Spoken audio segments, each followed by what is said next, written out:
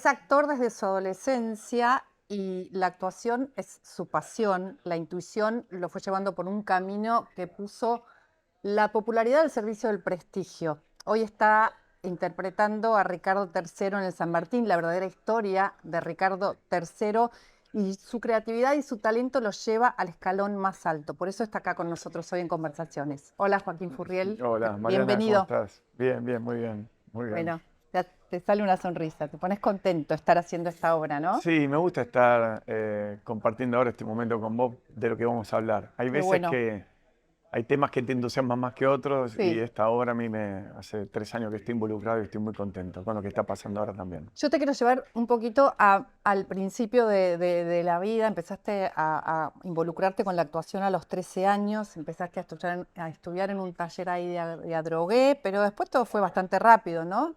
Porque el punto de partida fue también en el Conservatorio Nacional, ahí estudiaste teatro. Eso, cuando hablamos de Conservatorio Nacional, siempre los actores que estudiaron en el conservatorio decimos, ah, bueno, ¿no?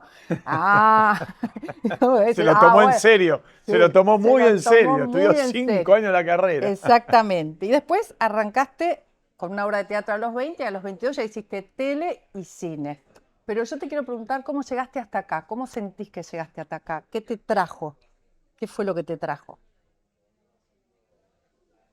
Por un lado me parece que hay algo de lo que me pasó no sé, cuando tenía 13 años, encontré un espacio de creatividad y también de mejor conexión con la gente. Cuando actuaba podía mirar más a los ojos, antes me costaba y quizás el permiso que me daba la ficción me permitía exponerme más, mostrarme más y conectar mejor con mis compañeros y compañeras, ¿no? Yo creo que eso me resultó muy placentero. Tener un permitido en mi vida donde me puedo conectar de una manera tan íntegra, eh, al día de hoy me sigue resultando un espacio donde me pasan cosas que en la vida fuera de la ficción me cuesta más que me sucedan. Eh, entonces ya cuando reconoces un espacio que te provoca felicidad por tu identidad, es algo donde sentís que vas encontrándole un sentido a la vida, algo por lo cual te dan ganas de despertarte, sí, y también es una profesión que te hace crecer humanamente, porque estudias el comportamiento humano, sos un poco un antropólogo de la especie humana, ¿no? De las emociones. Y ya a los 18 años tenía la certeza de que era un espacio que quería tener, entonces me vine a la capital a estudiar al conservatorio, que es la Escuela Nacional de Arte Dramático en aquel momento, ahora es la UNA, la Universidad Nacional. Y esos 5 años para mí fueron muy importantes por el marco pedagógico que tuve. Creo que es muy bueno ser alumno porque te conecta con la falta de luz, de conocimiento. Fueron 5 años esenciales para ir formando una identidad, ¿no? Estética y ética también, ¿no? Te vas formando. Y además una escuela, ¿no? Como Sí, sí, sí, todos los con días, una paso a rutina, una paso. institución. Y, y lo maravilloso de toda esa experiencia que también ahí me sirvió sin saberlo, me sirvió como red. Fue una red que al día de hoy me sigue nutriendo Red de gente, de de gente, personas, de de personas, maestros, de de maestros. compañeros. Cuando tuve que resolver un personaje con determinadas características, siempre sé qué profesores eran especialistas para eso. Me gusta trabajar en equipo los personajes. Y lo que me trajo hasta acá es la perseverancia en búsqueda de ese espacio de libertad y de felicidad que es para mí la actuación, ¿no? Qué bueno, qué lindo, ¿no? Lo que decís. Y pensaba también en algo que dije en la presentación que tiene que ver con que, bueno, vos hiciste televisión, eras un hombre lindo, atractivo, que la cámara te quiere, te busca, pero siempre de alguna forma buscaste que esa popularidad te diera espacio para algo que tuviera más prestigio, ¿no? Porque, bueno, ponele, hiciste Soy Gitano, Montecristo, Jesús el Heredero, pero después te la llevabas a La Mala Sangre, La vida es sueño, a Hamlet, ahora buscando la verdadera historia, perdón, de Ricardo III, que es la obra que estás haciendo en el San Martín. ¿Es una especie de intuición que te llevó por ahí o es un plan? No, fue un plan. Fue un plan, Sí, fue un plan. pensado. Sí, sí, sí. Cuando terminé el conservatorio, yo creo que sería muy bueno en las universidades dar en el último año inserción laboral, porque uno estudia y es como una caja de Pandora maravillosa donde Terrible, está sí. súper contenido y donde todo es ideal por la hermosa libertad que tenés de no tener que entrar en el terreno productivo, por llamarlo de una manera. Pero cuando salí del conservatorio empieza a pasar que me pasó que dije, bueno, ¿y ahora cómo hago para vivir como actor? En aquel momento la televisión, la ficción en la televisión era muy importante, mayoritariamente novelas o eran los 90, había un tipo también de hegemonía estética en la que yo no entraba porque era Claro. todo mucho más, bueno, era diferente estéticamente, las estéticas van cambiando. Sí, tenés rasgos distintos, Claro que en diferentes. estos tiempos, por ejemplo, son aceptados, inclusive hasta te podría decir que son rasgos que para la estética de estos últimos Son años, hegemónicos. sí, es así. Pero en aquel momento no, Sí, eran mayoritariamente eran rubios con ojos claros quienes protagonizaban las series, claro. o digo, las novelas, o los programas infantos juveniles que eran los que yo podía llegar a tener algún personaje. Pero lo que sí me pasó cuando empecé a hacer televisión, a partir de una obra de teatro que me llamaron para un programa y arranqué mi recorrido en la tele, es que tuve muy buenos consejeros cercanos como para entender que la popularidad era muy buena si uno sabía para dónde llevarla. Y una de las primeras cosas que noté era que económicamente la televisión me daba una capacidad de ingreso que me permitía, por ejemplo, hacer un tipo de teatro que a mí me gustaba mucho y nunca relacioné el teatro a ningún tipo de especulación económica. O sea, No, no vivías del teatro, no, vivías de no. la Al televisión. día de hoy yo vivo del cine, de las series, de la televisión, de los años que trabajé como galán, de mis ahorros, de cómo pude invertir el dinero y ser muy austero y cuidadoso justamente para poder tener libertad de elección en mis proyectos, ¿no? Bien, y te importa vivir bien, y te Sí, importa tener tus cosas, y bueno, tenés una hija y una familia, sí, sí, y todas estás esas ahí también. responsabilidades que tengo y al mismo Responsabilidades. tiempo invierto bastante dinero en mi formación. Me gusta como seguir formándome, estudiando. Me interesa ese punto. Y llevar ahí, digamos, al teatro, decís que no haces ningún tipo de teatro que tenga que ver con lo económico, que el teatro pasa por otro lado. Ujú. ¿Por dónde pasa? ¿Qué es lo que elegís, lo que te gusta elegir? Yo sé, porque te acabo de nombrar algunas cosas Bueno, que son más de un tiempo, clásicas de un tiempo a esta parte lo que se me empezó a armar, sin ser, en eso sí no era muy consciente, pero se fue dando. eh, en otra época existía un tipo de actor que es el actor de repertorio, que eran actores que atravesaban por muchos los personajes más icónicos del teatro universal y en una época donde el teatro era muy importante y existían compañías y todo en el mundo occidental, había actores que tenían esa personalidad. como halcón, Sí, Alfredo. fue la, Yo la te vi en generación, final de partida ahí. claro. Alfredo podríamos decir que es uno de los últimos actores, una de las últimas generaciones, la de Alfredo Alcón, que existían ese tipo de actores y actrices. Ya después, la televisión empieza a ganar mucho espacio y los actores hoy, para cualquier persona, uno le dice a cualquier persona de menos de 40 años, le decís actor y lo relaciona audiovisualmente, no lo relaciona con el teatro. Si bien Buenos Aires es una ciudad muy pujante, muy importante a nivel teatral. Entonces, empecé ya hace muchos años a no querer alejarme del teatro que a mí me gustaba. Y al no alejarme de ese tipo de teatro, hay noches que estoy diciendo una frase icónica de Ricardo III, la obra que estoy haciendo ahora en la sala Martín Coronado del Teatro San Martín, que digo, mi reino por un caballo, y hay noches que digo, en esta misma sala dije el monólogo del ser o no ser de Hamlet, Dije, Eso también lo vi. el monólogo de Segismundo, de qué es la vida, un frenesí, o sea, o haber hecho final de partida en la última obra de Alfredo Alcón, que fue un gran referente para mí, donde él además a mí me dirigió, entonces, y también sumo que en Sueño de una noche de verano, que es la obra más romántica y más erótica de Shakespeare, bueno, ahí me enamoré de la madre de mi hija. Entonces es una sala, Paola Wow. Krum, entonces es una sala, y nos conocimos con Paola, Sí, entonces es una sala que para mí, un teatro, y la sala Martín Coronado, que para mí tiene ya en lo personal una gran historia. Primero como espectador, pues las primeras obras de teatro que yo venía a ver a la capital era el Teatro San Martín, que era como una especie de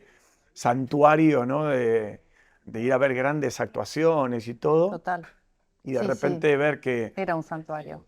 claro, Qué bueno que lo hayas convertido de nuevo ahora en un santuario. Yo cuando me senté a ver esta obra, que fui al estreno, eh, la verdadera historia de Ricardo III, ¿es así que se llama? sí. Siempre me equivoco con el nombre. La verdadera No, historia de sí, sí. Ricardo Puedes decir III. Ricardo III, que está perfecto. Sí, Ricardo digo Ricardo III. III, porque todo lo otro es como. No, pero bueno, porque es una apuesta distinta. Sí. Em, Dije, qué bueno que estamos acá otra vez sentados en el San Mm. Martín viendo Shakespeare. ¿Por qué es importante hacer Shakespeare hoy? ¿Qué trae Shakespeare al día de hoy, a la actualidad? ¿Qué nos trae? ¿Qué nos enseña? ¿Cómo nos mueve? ¿Por qué nos mueve Shakespeare hoy?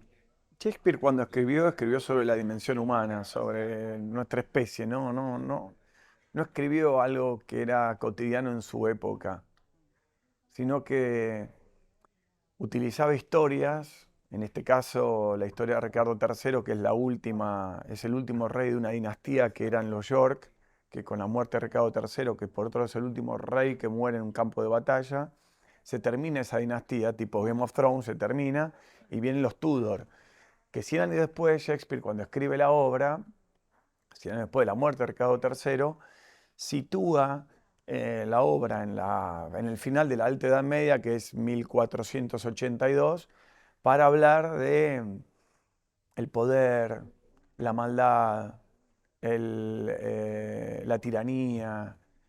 Por supuesto está hablando de lo que está pasando en su momento, pero lo lleva a otro lugar para no tener problemas con la reina Isabel, ¿no? Ahora, cuando yo leí hace 3 años Ricardo III, pensando que otra obra iba a ser después de Hamlet, porque para mí haber hecho Hamlet era un poco una conclusión. Es como si le hubiera dado la mano al actor que era en la adolescencia, que soñaba con hacer Hamlet en el San Martín, y de repente no solo lo hice, sino fue ese suceso que fue una locura lo que pasó con la obra.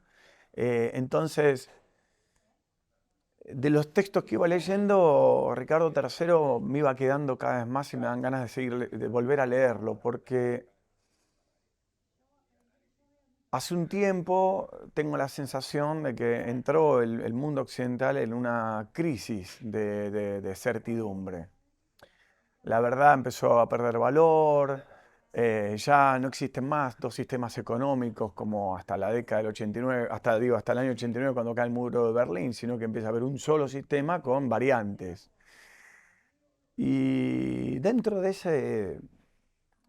esa situación en la que todo Occidente está hoy observándose, Ricardo III había un montón de textos que me parecían interesantes, pero lo que más me interesaba del personaje en sí mismo, que Shakespeare eh, eh, eh, había escrito y me parecía muy contemporáneo, increíblemente, después de, no sé, que son como más de 500, sí, Más de 400 y pico 400 de años, años, porque la ¿no? escribí en Sí. 1590, es la soledad que tienen los tiranos. De cómo a medida que van acumulando poder,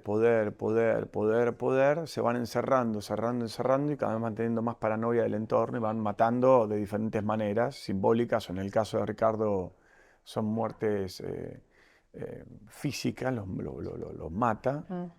Y cómo el personaje termina totalmente solo, prácticamente divagando en la última escena.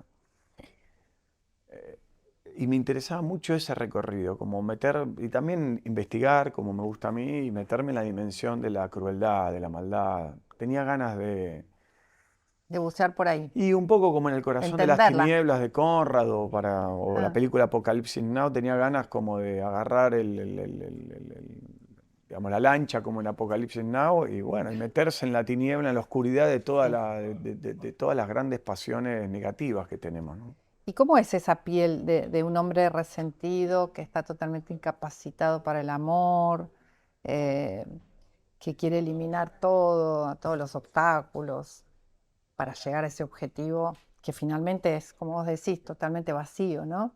¿Cómo es hacerlo en cada función? ¿Qué te pasa a vos en el cuerpo y en el alma cuando lo haces? Yo tengo un vínculo deportivo con la actuación, quizá porque, claro, mi papá me llevaba a mí a teatro y a mi hermano a fútbol, y después Ah, cuando nos iba a buscar y volvíamos, hablamos con la misma terminología. ok. ¿Qué hicieron hoy? No, hoy a mí me tocó jugar atrás para aprender cómo es la defensa, y vos, nosotros pasamos de improvisar a hacer algunos textos, así que ahora me tengo que memorizar una escena. Y tengo un vínculo deportivo con la actuación. La sensación que tengo cada noche es que cuando estoy ahí por empezar la función es saber que durante 2 horas voy a estar jugando el partido y, y es un personaje, la apuesta de Calixto Vieito, que es uno de los mejores directores del mundo. Yo estoy fascinado de volver a trabajar con él después de La vida de sueño, de Calderón de la Barca.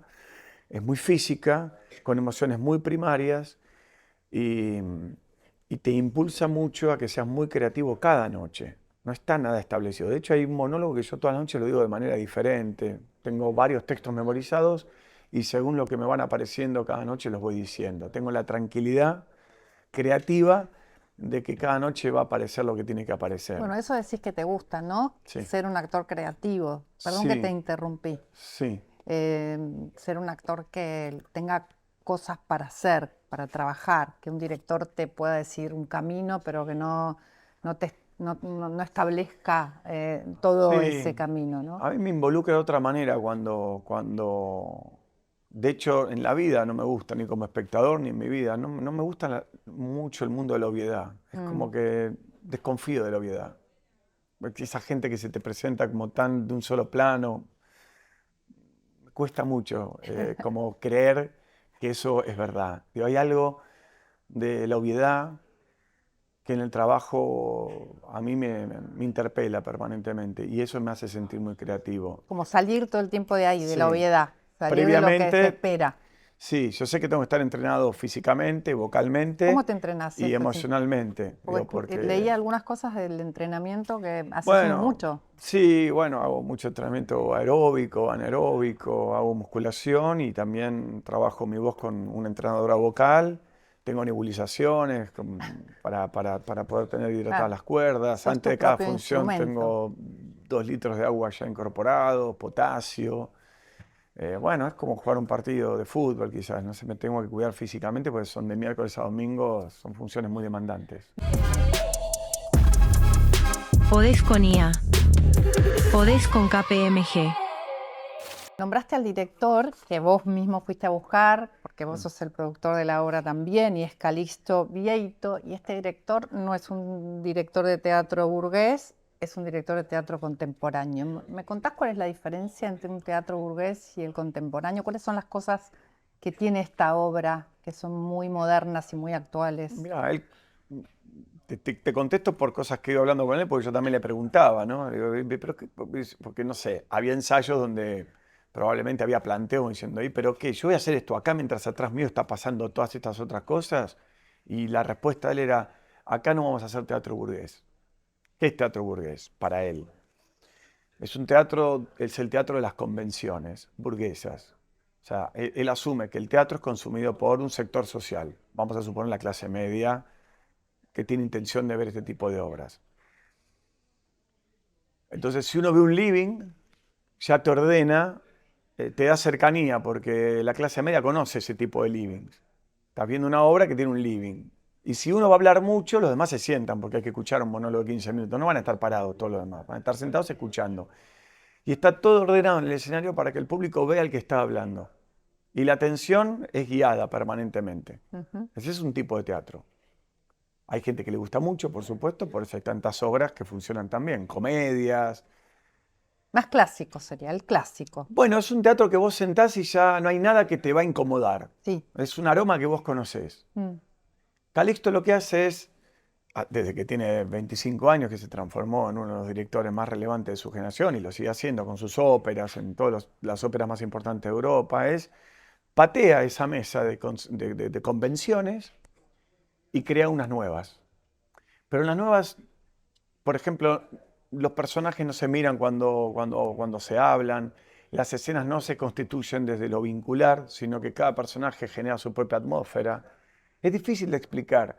Por eso es muy interesante el público que venga a ver la obra para descubrir una dirección que no es habitual en Buenos Aires tener un staging así, una apuesta de un director como Calixto Vieito que te muestra Total. que las emociones pueden ir generándose como espectador de muchas maneras. Y tiene un humor sarcástico y después, no sé, hay situaciones que son Muy contradictorias también, la apuesta de duales, duales, como duales. digamos, tu personaje de repente es como un niño y de repente se transforma en Sí, un animal feroz. Y de es viscoso, repente sí. es maligno y de repente Sí, sentís que tiene miedo, ¿no? sí, Y sí, está como yendo de un extremo al otro todo el tiempo. sí, Eso es interesante, incluso vocalmente, sí. porque no te aburre como espectador, porque te despierta todo el tiempo, ¿no? Pero debe ser muy exigente para lo interpretativo, ¿no? Sí, es lo más difícil que me tocó Claro, hacer, porque tenés que estar todo el tiempo cautivando la atención con un personaje que es histriónico. Histriónico en el sentido que va cambiando todo el tiempo. Tenés que generar algo donde el público no sepa muy bien cómo, por dónde vas. O sea, hay una escena donde el rey, que es el hermano mayor de Ricardo III, está agonizando. Y bueno, en ese momento hay una torta, que juega una torta, y por ejemplo, Ricardo se pone a comer la torta, no le convida al hermano, que se está agonizando y que quiere como darse su último, como el último puchito o la última comida o algo así. Y de repente empieza a disfrutar de la torta, al instante. Estaba llorando. La muerte de su hermano, llorando, donde todo el público yo percibo la energía de un duelo. Y al instante de repente dice, uy, qué buena que está la torta. Y la gente se ríe y queda descolocada. Y después bajo y empiezo a convidar la torta. Entonces hay algo de esos movimientos que tengo durante las 2 horas, no solo yo, también el todos. extraordinario elenco, porque otra Son cosa, extraordinarios, Calixto dijo, todos. quiero 10 solistas, no quiero un elenco de 20 actores, desfile de movimiento, 10 solistas. Son Y extraordinarios es un todos. lujo porque estoy Un lujazo. trabajando con actores extraordinarios, entonces claro, Shakespeare es muy difícil porque todos los personajes en Shakespeare son significativos, Ujú. importantes, demandantes. Ahora, por eso muchas veces cuando uno va a ver obras de Shakespeare donde hay 20 personajes, u obras clásicas de 20, 25 personajes, es difícil que todos mantengan la Que atención. sea parejo, ¿no? Exacto, Que sea parejo el talento, exacto. la forma de Es interpretar, la idea de la que haya compañía. también una idea en la Y acá el interpretación. público va a disfrutar además Impresionante, buenísimo. de los mejores actores que tenemos en La teatro y verdad que sí. actrices y cuando los ven en el escenario dicen, ah, claro, mira quiénes están acá. Sí.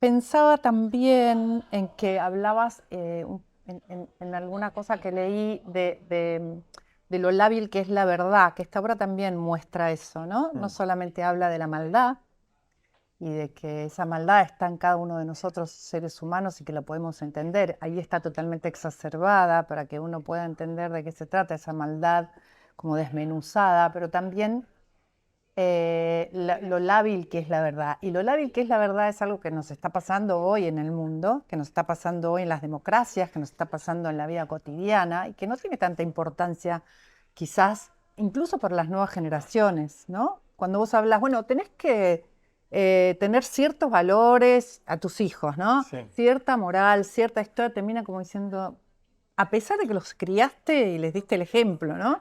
Como que son otros los valores. Y la moral medio como que no tiene mucho valor ya. Y Ujú. eso se está perdiendo. Y yo me imagino que no sé qué es lo que va a pasar. ¿Vos qué te imaginás? Yo creo que los márgenes se corrieron y por primera vez el hombre siente que es Dios, de verdad. No es como el Renacimiento u otros momentos de la historia. Ahora creo que ciertamente hay, si el 1% de la economía mundial digo, si la economía mundial está en un 1%, tiene el dinero del otro 99%, ¿por qué quienes están dentro de ese 1% no van a sentir, de todo el mundo, de todo el planeta, no van a sentir que es un Dios? En un sistema donde el exitoso es el que tiene más poder y más dinero. Porque si vos es una cuestión cultural, vos modificás el sistema y se valoran otras cosas como fue la historia de la humanidad. Esto también va a caer, porque ha caído el sistema feudal, todos los sistemas se va demostrando, van cayendo por otros nuevos que van apareciendo. Creo que el fenómeno de la comunicación tecnológica hace que hoy cada individuo se sienta tirano. ¿Por qué? Desde su anonimato puede destruir lo que quiera. En su foro interno cree que destruye. Por ejemplo, no sé, yo comento algo en esta entrevista que a alguien le molesta, que nos está mirando, y desde su momento de autoritarismo me dicen cosas horribles en sus comentarios. Esa persona en ese momento Se cree Dios. se cree poderosa de lastimarte.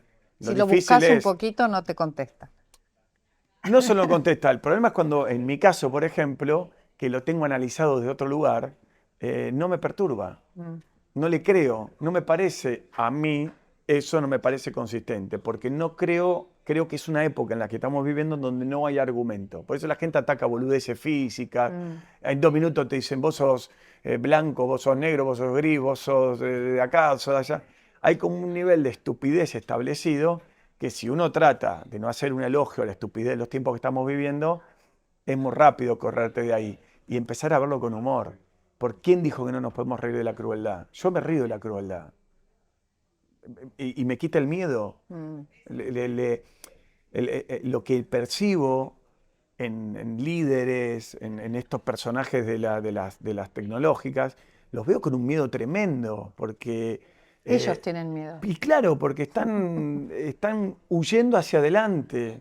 Están como Ricardo III. Están como el personaje, es que por eso la obra tiene tanta actualidad y la gente cuando después me dice haga cosas sobre la obra, impacta que...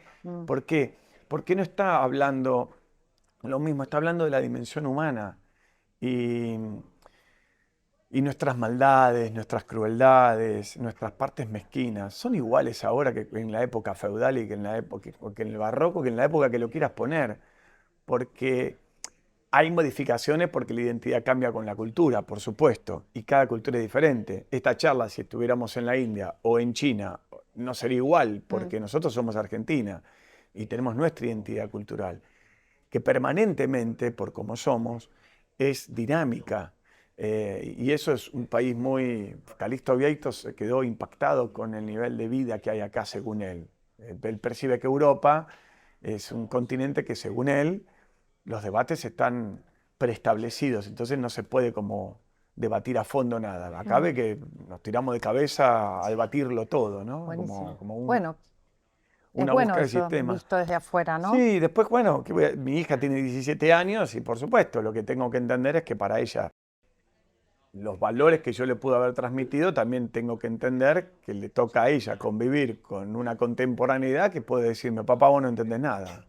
Bueno. Hay algo interesante, justo, mira, hablaste de tu hija y yo te quería preguntar algo interesante que dijiste, que cuando decís esta frase, mi reino por un caballo, en Ricardo III, tu hija te miró eso y dijiste, esto va a entender esto, va a entender lo que estoy diciendo. Tu caballo sería tu profesión, tu pasión, ¿no? Todo lo que le pusiste a tu trayectoria como actor o a ese tesoro que construiste, ¿no? ¿Y qué es lo que entendió Eloísa? Yo siempre lo que comparto con ella es que lo mío es un trabajo, soy un laburante, soy un actor que trabaja como actor.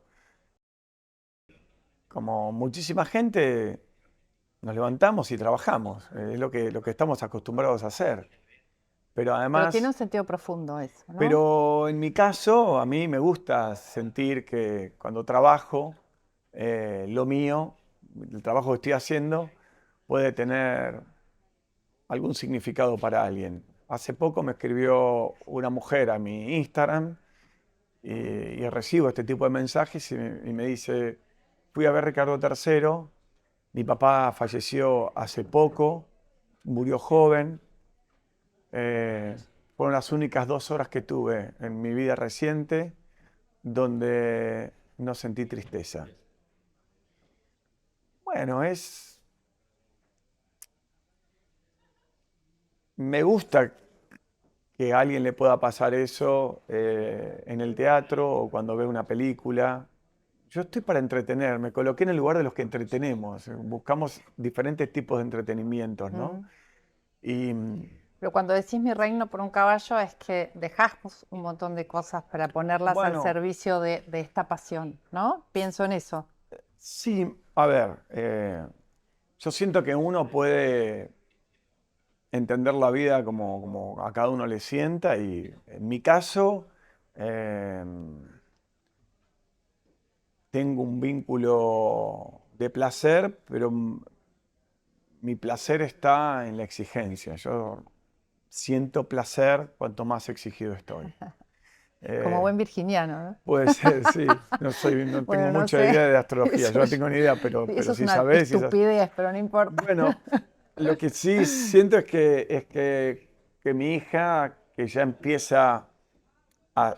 está por terminar el secundario, está empezando a ver cuál va a ser su recorrido en la vida y tal, empieza a entender de una Además es manera mucho más música, lúcida compone, también es que es una por qué su creativa. padre, muchas veces, claro, su padre no está, o cuando su padre está, lo ve que está estudiando, leyendo, haciendo esto, lo otro, ve que el padre está, pero no es que estoy exento de ir a comprar la comida, de cocinar, digo, entonces eso lo hago. Lo que pasa es que, no sé, las semanas previas a un estreno, le dije, mira, estoy muy focalizado en esto, bancame este mes porque no voy a estar para mucho plan. No sé, esa película que a veces nos vemos a la noche o a veces vamos a comer y charlamos. Bueno, puedo estar un poco más disociado.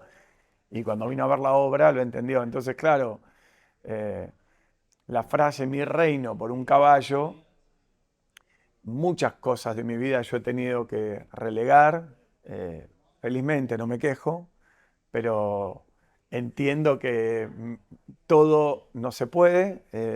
Con los años fui aprendiendo eso y ya arranqué en la adolescencia, por ejemplo, sin ir a jugar los fines de semana al fútbol porque hacía teatro para no lastimarme y yo ya ahí empecé a tomar algunas decisiones. Y al día de hoy también me Bueno, ocupa qué bueno mucho es tiempo, tener lo una mío. pasión, ¿no? Qué importante es para la vida. Qué bueno que Eloísa también la tenga. Sí, a mí me da sentido tener Sen- una Claro, vocación, ¿no? da Como algo que sentido. sí. Hay unas preguntas que te tengo que hacer, que les Sí, si hacemos las a tenés que todos. hacer, hacelas. Si Eso las se tenés que hacer, usa hacelas. a Mira, me voy a todos, acomodar un poco para a poder todos y contestarlas, todas. acomodo. Bueno, ¿qué parte de tu infancia volverías a vivir? Eh, y creo que previo a la pubertad, esa etapa donde cuando nos mudamos a una casa que cerca había muchos lotes, una zona del conurbano que todavía no se estaba urbanizando tanto, y, y me acuerdo como hacer casas con mis amigos del barrio en uno, o armar canchas de fútbol en otro lote para jugar. Una etapa como Mm. muy linda esa. ¿Qué canción te emociona más? No, ni idea, soy muy ecléctico. Pero más que las canciones, a mí me gustan mucho, bueno, el quinto concierto de Beethoven. Me gusta más la música clásica, escucho mucho rock, pop o música alternativa. Sin embargo, ¿Te emociona estoy más tiempo Beethoven? escuchando música contemporánea también, pero no ese tipo de música. ¿Qué te da bronca con facilidad? Eh, Llegar tarde. Más o menos. Em, ¿Qué te hace reír con ganas y sin culpa? Eh,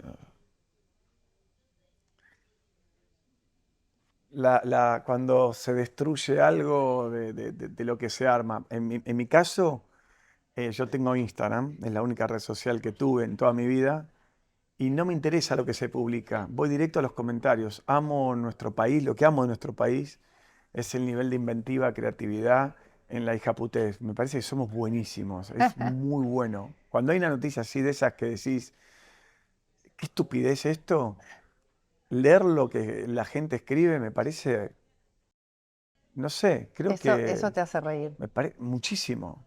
Sí, ¿Y qué rasgo de tu personalidad te enorgullece? la perseverancia, creo. ¿Vas a dirigir?